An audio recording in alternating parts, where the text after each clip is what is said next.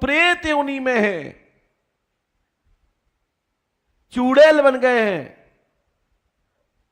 और मुक्ति चाहते हैं, तो श्रीमद् भागवत महापुराण के मूल पाठ से मुक्त हो जाते हैं। मूल पाठ से इस पे विचार करिएगा सब लोग।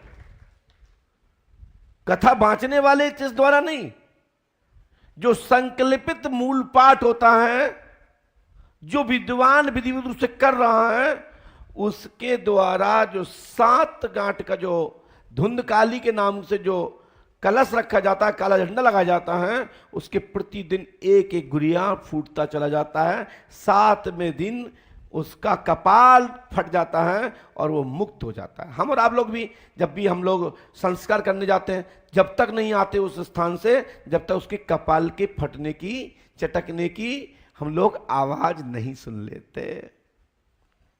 आप गए हो कभी संस्कार में? सुनते हैं, एक ब्लास्ट होता है, अपन लोग समझ जाते हैं कि पूर्णता बॉडी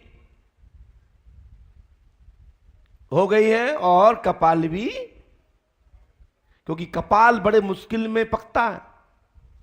कपाल में क्योंकि इतना जल होता है, जैसे पृथ्वी पर 3 गुना पानी और एक हिस्से 3 गुना पानी और उसका एक भाग जो बचता है उसमें पृथ्वी, ऐसे ही ये माइंड में पानी है एक एरिया में, एक में सेल्स हैं और एक में रक्त है, और उसका जाकर इतना सा सिस्टम है पूरा जल से भरा हुआ है, जो आप छींक के माध्यम से कभी देखा कितना निकलता है, कहां से आता है? क्योंकि ऊपर जब गर्मी होती है, सर्द गर्म होता है, तो नाक से पानी बहने लगता है।